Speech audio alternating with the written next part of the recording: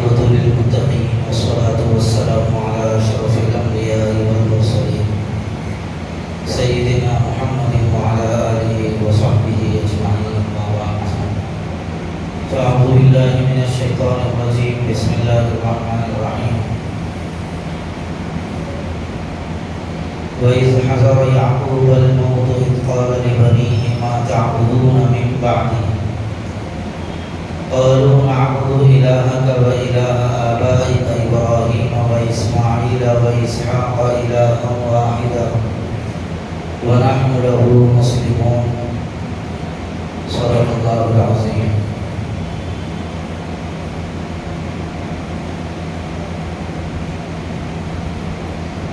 اللهم صل وسلم وبارك على سيدنا محمد وعلى آله وصحبه أجمعين. قابل قدر معزز بزرگوں، نوجوان بھائیوں،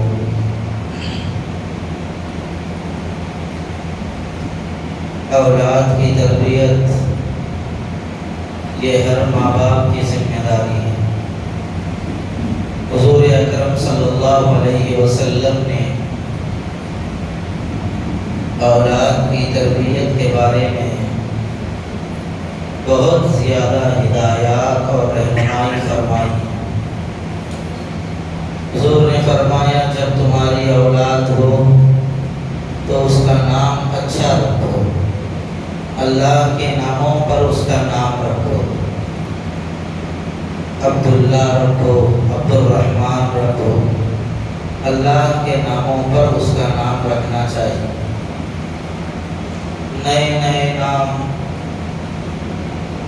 اور نئے نئے فیشن کے نام، یہ ہماری سوچ تو ہو سکتی ہے، رسول اللہ صلی اللہ علیہ وسلم کی سوچ نہیں ہو سکتی۔ بعض لوگ تو یہ کہتے ہیں کہ صاحب ایسا نام بولو جیسا نام آج تک کوئی نہیں رکھے،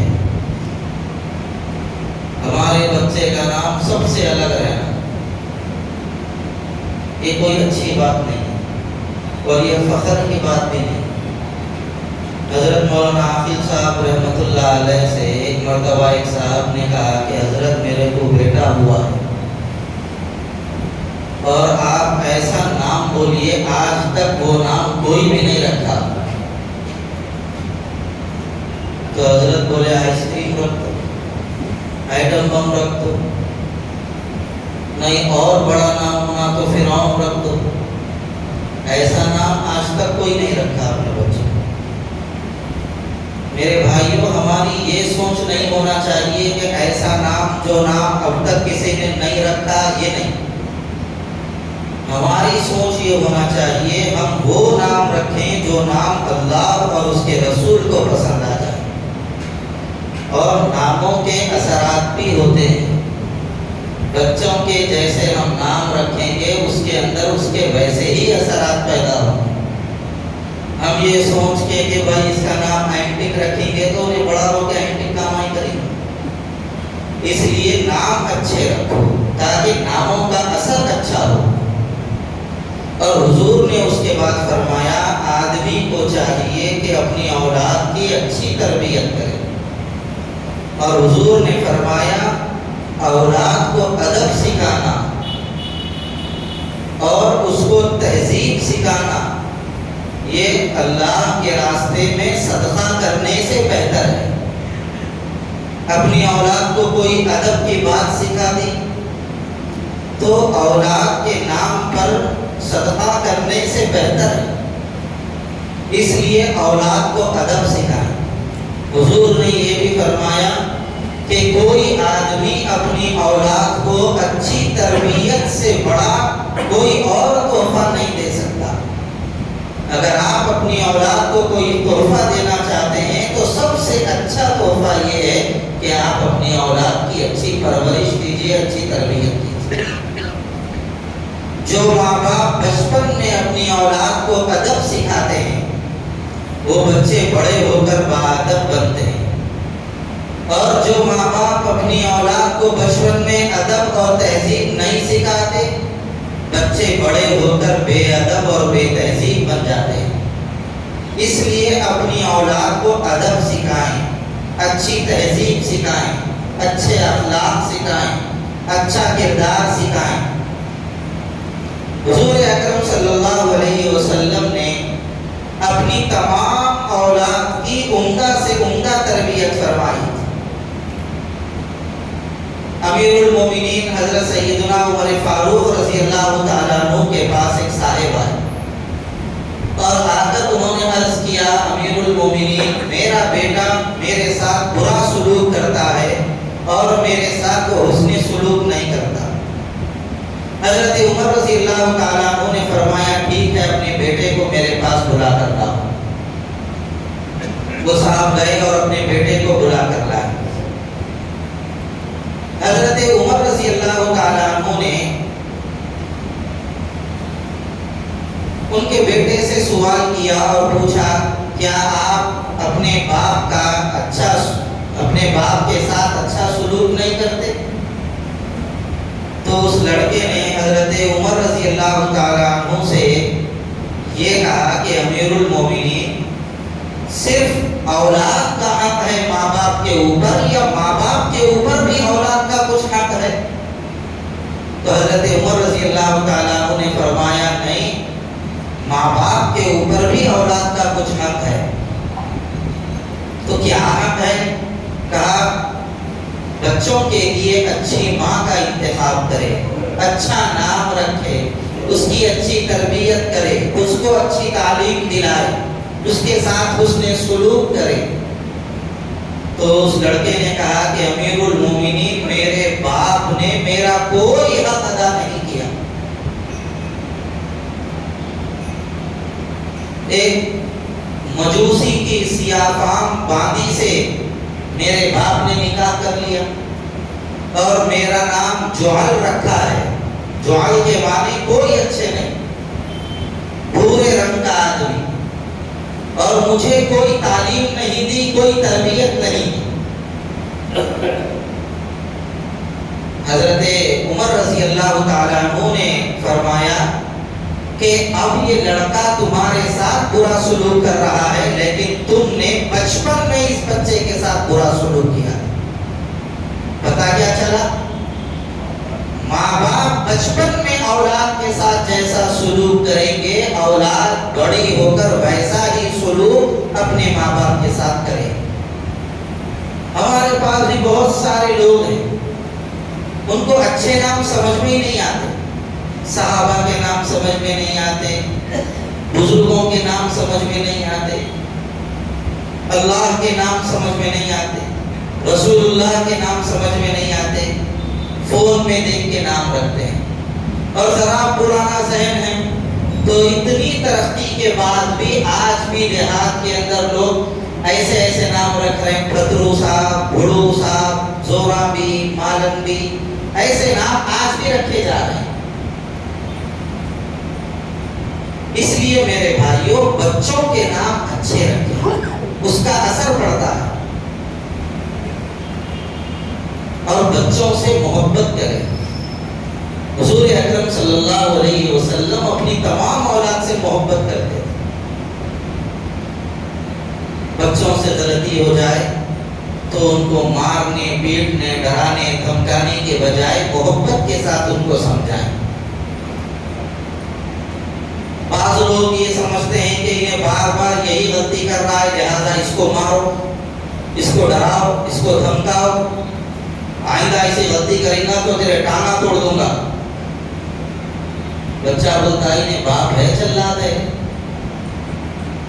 پھر اس کے بعد بچوں کو ڈانٹ کھانے کی اور غصہ سننے کی اتنی عادت پڑ جاتی ہے کہ بعد میں اگر محبت سے یا درمیانی لہجے سے آپ بچے کو کوئی بات بولیں گے تو بچہ یہ سمجھا میرے کو نہیں بول رہے۔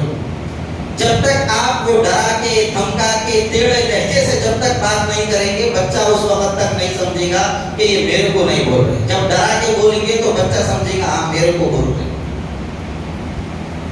پھر بچہ آپ کے اشاروں کی زبان سمجھنا چھوڑ دے گا، آپ کی میٹھی زبان سمجھنا چھوڑ دے گا۔ بچوں کو ڈرانا، دھمکانا، زیادہ پیٹنا یہ اچھی چیز نہیں۔ بچہ غلطی کرا، نکالے بیٹ، وہ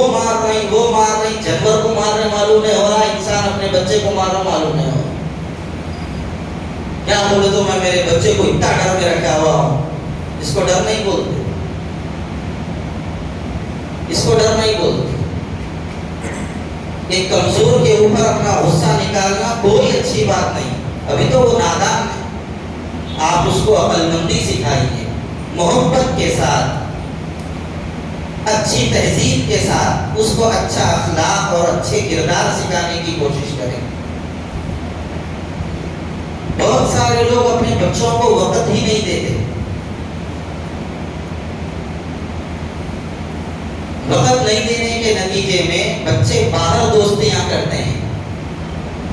گھر میں باپ وقت نہیں دے گا تو بچے باہر دوستیاں کریں گے. نتیجے میں ہوگا یہ کہ بچے کے دماغ کو جو اچھا آدمی لگا, جو اچھا بچہ لگا, اس سے دوستی کر لے. جس کے پاس کھلونے اچھے دکھے بچہ اس سے دوستی کر لے. جو کھانے کے لیے اچھی چیزیں بتائے بچہ اس سے اچھی دوستی کر لے. گھومنے پھرنے کا جو راستہ بتائے بچہ اس سے دوستی کر لے. پھر بچوں کو یہ تمیز نہیں ہوتی یہ حلال ہے, یہ حرام ہے, اچھا ہے یا برا ہے. بچوں کو یہ سمجھ میں نہیں آتا. بچے ہر چیز کو کھیل سمجھتے ہیں. انٹے کھیلنے کو بھی بچہ کھیل سمجھ لے گا, گولیاں کھیلنے کو بھی بچہ کھیل سمجھ لے گا, فوٹو کھیلنے کو بھی بچہ کھیل سمجھ لے گا, نتیجہ پتے کھیلنے کو بھی بچہ کھیل سمجھ لے گا. پھر ہم روئیں, گڑ گڑائیں, چلائیں, اس کا کوئی فائدہ نہیں. قصور تو ہمارا ہے, ہم نے اپنی اولاد کو وقت نہیں دیا. بچوں سے بیٹھیں, محبت سے گفتگو کریں, ان کے ساتھ کھیلیں, ان کے مزاج میں ڈھل کر ان سے گفتگو کریں, ان کو کبھی باہر لے جائیں, ان کو ان کے مزاج کی چیز دلائیں, ان کو سمجھائیں حلال کیا ہے, حرام کیا ہے.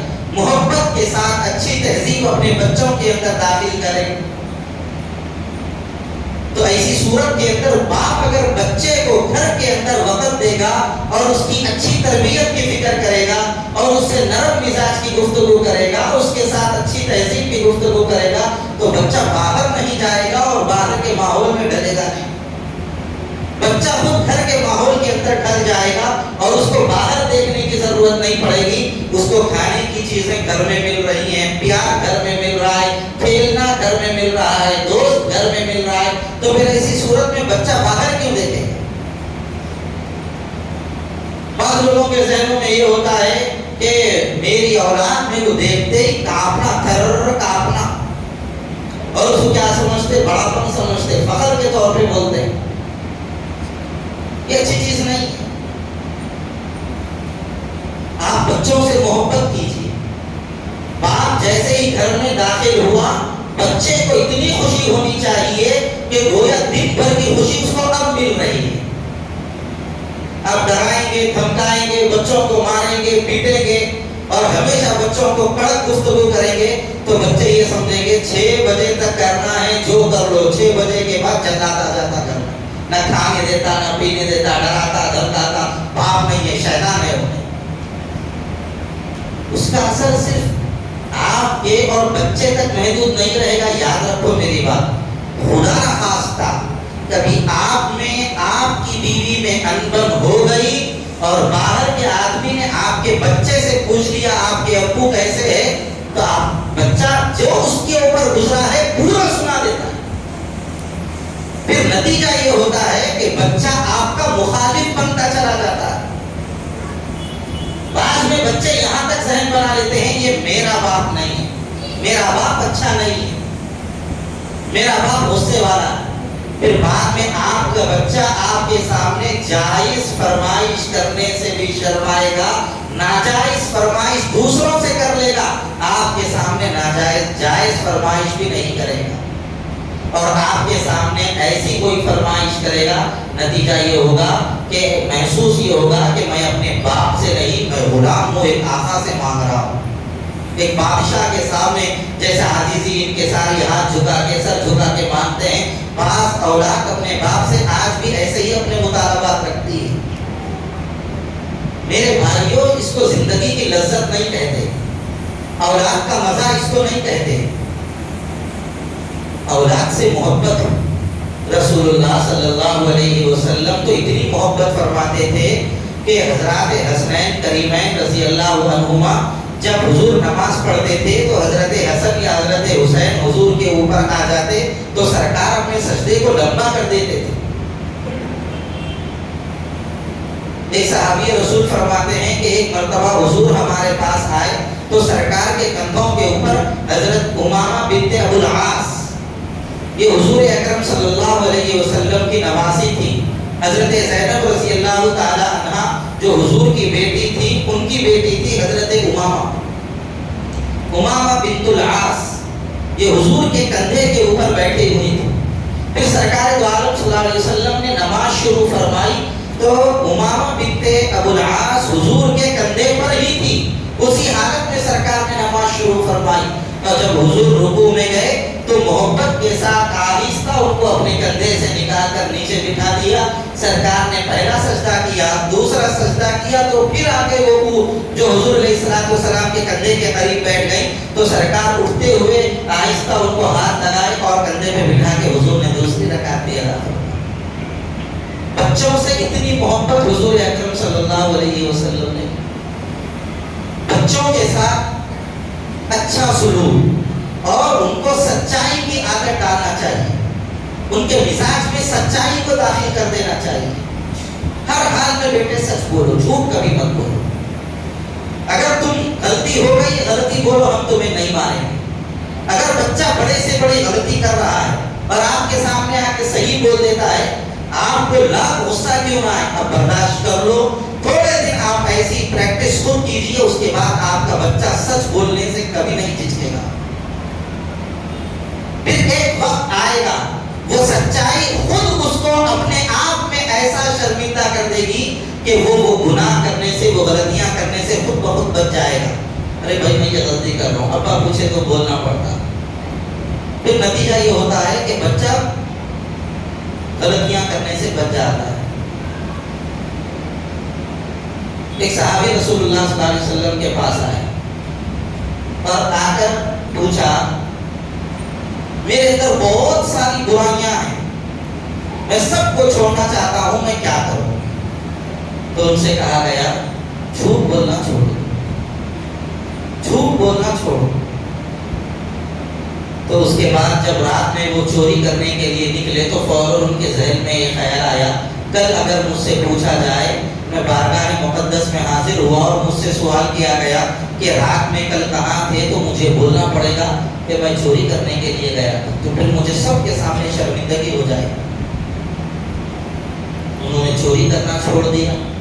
ایک ایک بری عادت ایسے ہی رفتہ رفتہ ان کے اندر سے ختم ہو گئی. اس لیے سچ بولنے کا عادی بنائیں. سرکار دو عالم صلی اللہ علیہ وسلم ایک مرتبہ بیٹھے ہوئے تھے، ایک خاتون نے اپنے بچے کو بلایا یہ کہہ کر ادھر آؤ میں تمہیں ایک چیز دوں گی. حضور نے ان سے پوچھا تم نے کیا دینے کا ارادہ کیا؟ تو اس خاتون نے کہا میں نے اپنے بچے کو کھجور دینے کا ارادہ کیا. حضور نے فرمایا اگر تم کچھ دیے بغیر، صرف دینے کا ارادہ کیے بغیر صرف اپنے بچے کو یوں ہی بلاتی اور دینے کا ارادہ نہ کرتی تو تمہارے نامہ اعمال میں جھوٹ لکھا جاتا. صاحب ہم تو مسلمان سب کچھ کر سکتا ہے، حدیث کے اندر ہے مسلمان سب کچھ کر سکتا ہے، جھوٹ نہیں بول سکتا. ایک بڑے بزرگ کے پاس ایک صاحب آیا اور آ کر انہوں نے کہا کہ ارے میں ابھی دیکھا ہوں ایک آدمی کو وہ برج اٹھا کے لے جا رہا ہے. تو بزرگ نے کہا کہ ہو سکتا ہے. تو آزو بازو کے لوگوں نے کہا کہ حضرت برج یہ اپنے کاندھے پر اٹھا کے کیسے لے جائے گا، عقل میں بھی آنے والی چیز ہے. انہوں نے کہا کہ بولنے والا مسلمان تھا، اس لیے میں نے یقین کر لیا کہ حضور نے فرمایا مسلمان سب کچھ بول سکتا ہے، جھوٹ نہیں بول سکتا. اس کا برج اٹھا کے لے جانا آسان ہو سکتا ہے لیکن مسلمان کا جھوٹ بولنا اس سے جو ہے نا گراں بات ہے. آج ہم ہی جھوٹ بولتے ہیں، بچوں سے بول کے بھیجاتے ہیں بال. کوئی بلانے کے لیے آئے جا کے بولو بیٹے ابا گھر میں نہیں. بچہ باہر جا کے بولتا ابو بول رہے ابو گھر میں نہیں. تو جھوٹ ہم سکھا رہے ہیں اپنے بچوں کو. بچوں کو سچائی کی عادت ڈالیں. صاحب ہم تو مسلمان ہیں. کفار اور مشرکین اور حضور کے زمانے میں حضور کے دشمن بھی جھوٹ نہیں بولتے تھے، ان کی ہمت نہیں ہوتی تھی. حضرت ابو سفیان ابھی اسلام قبول نہیں کیے تھے. روم کے بادشاہ ہرقل کے سامنے جب وہ حاضر ہوئے تو ہرقل نے حضور کے بارے میں ان سے پوچھا کہ بتاؤ محمد کیسے ہیں، یہ جو نبی ہونے کا دعویٰ کر رہے ہیں یہ کیسے ہیں؟ تو حضرت ابو سفیان اس وقت تک اسلام قبول نہیں کیے تھے. انہوں نے حضور کے بارے میں پوری اچھائیاں بیان کی. اس کے بعد باہر نکل کر انہوں نے کہا کہ اگر جھوٹ بولنا برا نہ ہوتا تو میرا دل چاہ رہا تھا محمد کے بارے میں پوری غلط باتیں بولوں، لیکن جھوٹ بولنا غلط ہے اس لیے میں نے غلط بات نہیں بولی. دعوت اسلام سے وابستہ نہیں ہوئے، لیکن اس کے باوجود جھوٹ کی برائی اتنی ان لوگوں کے دلوں کے اندر. قطب ربانی غوث سمدانی حضرت شیخ عبد القادر جیلانی رحمۃ اللہ علیہ کا واقعہ آپ تمام لوگوں کو معلوم ہے. ان کے ایک سچ بولنے کی صفت نے سینکڑوں ڈاکوؤں کو ایمان کی دولت سے نواز دیا. ان کی ماں نے ان سے کہا تھا بیٹے پڑھنے کے لیے جا رہے ہو، میری ایک نصیحت یاد رکھنا، کبھی جھوٹ مت بولنا. ڈاکوؤں نے پوچھا نوجوان تیرے پاس کیا ہے؟ بولے 40 اشرفیاں ہیں. بغل کے نیچے کپڑے میں لگا کے میری اماں نے سی دیا ہے. تو بڑے ڈاکو کے پاس لے گئے، دیکھو یہ چھوٹا بچہ ہے ہمارے سے مذاق کر رہا ہے. ڈاکو نے پوچھا بڑے سردار نے تیرے پاس کیا؟ 40 اشرفیاں ہیں بغل کے نیچے. کھولو، نکلے 40 اشرفیاں. ڈاکوؤں کے سردار نے کہا ارے تیرے کو نہیں معلوم ہم لوگ ڈاکو ہیں، کیسا جھوٹ کیسا بول دیا؟ بولے میرے کو معلوم ہے آپ لوگ ڈاکو ہیں، میرے کو یہ بھی معلوم ہے آپ میرے پورے اشرفیاں چھین لیں گے، لیکن میری ماں نے یہ مجھے نصیحت کی ہے کہ مر جاؤ لیکن جھوٹ نہ بولو. لہٰذا میں نے جھوٹ نہیں بولا، جو ہے وہ بتا دیا. تو ان لوگوں کو اتنا احساس ہوا کہ ایک ماں کے حکم کی اتنی زیادہ پاسداری اس نوجوان کے پاس ہے، تو ہم اللہ کے بندے ہو کر اللہ کی کتنی نافرمانیاں ہم کر رہے ہیں، کتنے حکموں کو ہم توڑ رہے ہیں. فوراً حضرت پیرانی پیر کے ہاتھ پہ ان لوگوں نے توبہ کی. جن لوگوں کا مال لوٹا تھا سب کو واپس کر دیا. یہ سچ کی سچائی ہے. جھوٹ ہمیشہ ہار جاتا ہے، سچ ہمیشہ جیت جاتا ہے. اس لیے اپنی اولاد کو سچ بولنا سکھائیں، اپنی اولاد کو غریبوں سے محبت کرنا سکھائیں. غریبوں سے محبت، کسی کو تڑپتا ہوا دیکھے، کسی کو مصیبت میں دیکھے تو ان کا دل بچائی جائے. اپنی اولاد کو ایسی تربیت دیجیے، نرم مزاجی، حسن اخلاق، دوسروں کے لیے تڑپنا، اللہ کی مخلوق پر رحم کرنے کا جذبہ ان کے دلوں کے اندر پیدا کیجیے. اور یہ انسانیت کا اعلیٰ معیار ہے. کرو مہربانی تم اہل زمین پر، خدا مہرباں ہوگا عرش بری پر. ارحموا من فی الارض یرحمکم من فی السماء. تم زمین والوں پر رحم کرو، آسمان والا تم پر رحم کرے گا. بچوں کے اندر رحم دلی سکھاؤ. کسی کے پاس چپل نہیں ہے، بچے کے اندر اتنا حوصلہ پیدا کرو بچہ اپنی چپل نکال کے دے دے اور خود ننگا ہو جائے. دوسرے اس کے دوست کے پاس کھانے کے لیے کچھ کھانا نہیں ہے، بچے کو اتنی تہذیب سکھاؤ کہ بچہ اپنا کھانا اٹھا کے اس کو دے دے اور خود بھوکا رہنے کا حوصلہ اپنے اندر رکھے. کسی کو مصیبت میں دیکھے تو بچے کے اندر اتنا حوصلہ پیدا کرو کہ اپنی حیثیت اور اپنی صلاحیت کے بقدر اس کی مصیبت کو وہ دور کر سکے. کوئی محتاج جا رہا ہے، اس کو سہارے کی ضرورت ہے، ہم اپنے چھوٹے بچوں کے اندر اتنا حوصلہ پیدا کریں کہ ہمارا چھوٹا بچہ وہ ضعیف اور بوڑھے انسان کو سہارا دینے والا بن جائے. ایسی اگر آپ بچوں کے اندر صلاحیت پیدا کریں گے، ایسے اخلاق پیدا کریں گے تو دوسروں کا چھوڑو، بعد میں بڑے ہو کر یہ بچے آپ کے بوڑھے وقت میں آپ کا سہارا بنیں گے اور آپ کے لیے یہ بچے بڑے ہو کر آپ کے لیے سہارا بنیں گے، آپ کی ہر ضرورت کو پورا کریں گے. اگر بچپن ہی میں بچوں کو آپ نے خود غرضی سکھا دی، اپنا دیکھو اپنا دیکھو، دوسروں کو کیا دے کر اپنا دیکھو، چیزیں لائے چھپا چھپا کے لا کے کمرہ بند کر کے بچوں کو کھلا دیا، دوسروں کو پڑوسیوں کو تقسیم کرنے کا جذبہ آپ کے اندر نہیں، بچے بڑے ہو کے ویسے ہی سیکھیں گے. نتیجہ یہ ہوگا آپ بوڑھے ہو جائیں گے، آپ کو اور آپ کی بیوی کو، بوڑھی ماں اور بوڑھے باپ کو باہر رکھیں گے، بیوی بچوں کو لے کر آپ کے بچے بھی بند کمرہ گھر کے اندر سکھائیں گے اور آپ کو اور آپ کے زبان تو ترسے گی لیکن آپ کی زبان میں جرأت اس لیے نہیں ہوگی کہ آپ نے بچے کو خود غرضی سکھائی تھی. آپ کے اندر اس وقت حوصلہ نہیں ہوگا یہ پوچھنے کا کہ بیٹے تم یہ کیا حرکتیں کر رہے ہو.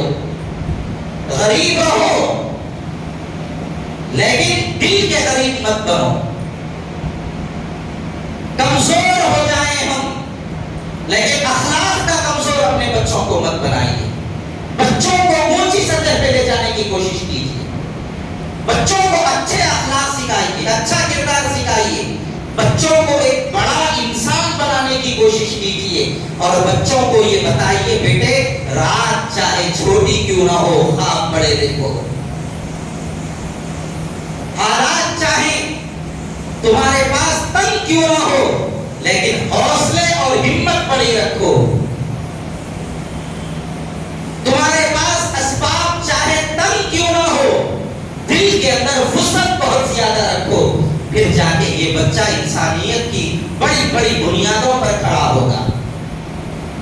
مال کا امیر تو ہر کوئی بنا دیتا ہے لیکن دل کا امیر بنانا کمال ہے. اس لیے بچوں کی اچھی تربیت پر توجہ دیجیے. بچوں کو اچھے کھیل کھلائیے. آج کل کھیلنے کا شعبہ ہمارے پاس سے ختم ہی ہو گیا. بچوں کو اچھے دوستوں میں بٹھائیے, اچھے کھیل ان کو کھلائیے. اور بچوں کو آپ سوئیں گے گھر میں صبح میں بچے بھی آپ کے خراب ہو جائیں. صبح اول وقت میں اٹھیے, بچوں کو کراٹے سکھائیے, بچوں کو چہل قدمی کرنا سکھائیے, بچوں کو اچھی تہذیب سکھائیے. صبح کے وقت میں ہم اٹھیں گے تو ہمیں دیکھ کر ہمارے بچے اٹھیں گے. ہم سو گئے تو ہمارے بچے بھی فجر چھوڑ کے سو جائیں گے. اور یاد رکھیے حضور نے حضرت فاطمہ رضی اللہ تعالی عنہا سے فرمایا تھا فجر سے لے کر اشراق تک کے وقت میں نہیں سونا چاہیے. اس وقت میں اللہ تبارک و تعالی روزی کو تقسیم کرتا ہے اور جو آدمی ایسے وقت میں سو جاتا ہے اللہ کی روزی سے محروم ہو جاتا ہے. اور ہمارے نوجوان رات بھر جاگ رہے ہیں, صبح میں سو رہے ہیں. اور آخری گزارش آپ سے یہ ہے کہ اپنے بچوں کو دین کی بنیادی اور ضروری تعلیم سے آراستہ کرائیں. یہ آخری گزارش میں آپ سے کر رہا ہوں. اپنے بچوں کو دینی تعلیم سے اور دین کی بنیادی اور ضروری تعلیم سے آراستہ کرائیں.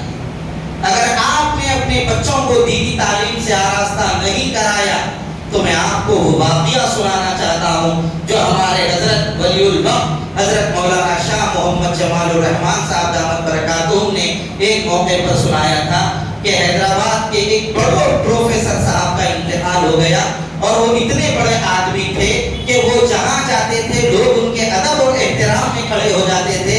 جن لوگوں کو نوکریاں نہیں ملتی تھی وہ پروفیسر صاحب دستخط کر دیتے تو لوگوں کو نوکریاں مل جاتی تھی. اتنے بڑے آدمی تھے, ان کے والد کا انتقال ہو گیا تو سارے لوگ آخری دیدار کرنے کے لیے پرسہ دینے کے لیے آئے. تو مسجد کے امام صاحب بھی آئے آخری دیدار اور پرسہ کرنے کے لیے.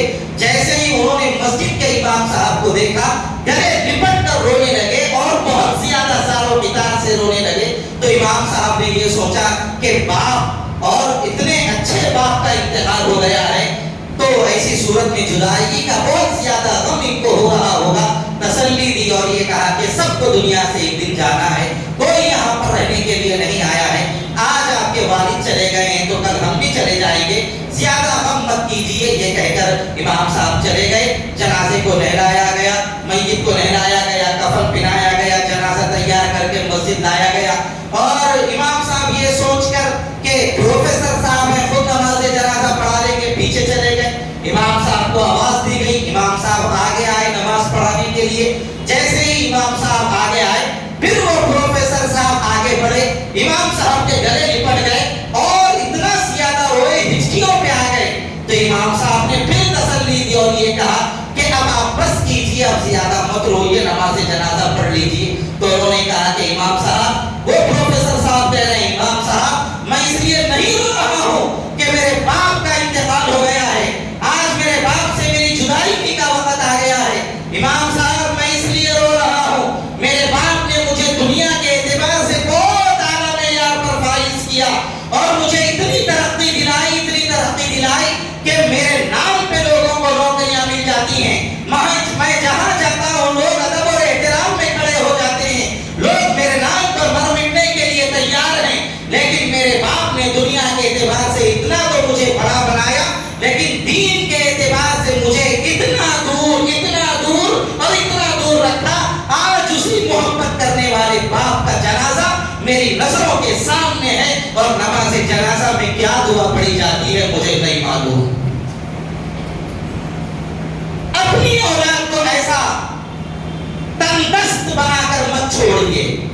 دین کے اعتبار سے اتنا بے بس بنا کے مت چھوڑیے اپنی اولاد. اگر آپ کی مرد اولاد ہیں تو اپنے بچوں کو دین کی بنیادی تعلیم دلائیے. آپ مر جائیں تو آپ کو غسل دینے کا طریقہ سکھائیے. آپ مر جائیں تو آپ کا بچہ نماز جنازہ پڑھا سکے اتنا قابل کم سے کم اپنے آپ اپنے بچوں کو بنائیے. اور بچیاں ہیں تو بچیوں کو بھی دین سیکھنے والا سمجھنے والا بنائیے. آپ کے گھر کی کوئی عورت مر جائے تو آپ کی بچیاں گھر کی عورتوں کو غسل دینے والی بن سکیں اتنی تعلیم ان کو دلائیے. اور آپ کے مرنے کے بعد آپ کے لیے وہ ایثار ثواب کرتی رہیں اتنی وفادار بنا کے چھوڑیے. ویسے خود غرض اولاد تو کافر بھی پیدا کر رہے ہیں. ہم مسلمان ایسی خود غرض اولاد چھوڑ کے جائیں تو ہم میں اور ان میں کیا فرق رہے.